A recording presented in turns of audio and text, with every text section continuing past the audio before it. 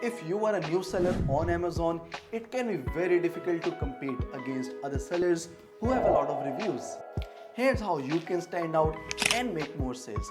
The mistake that most people do it, once they find the product, they don't do anything to differentiate it. Here are 3 different ways that you can follow to stand out in the market. Point number 1, add some bonus item with your product to add some extra value to your product.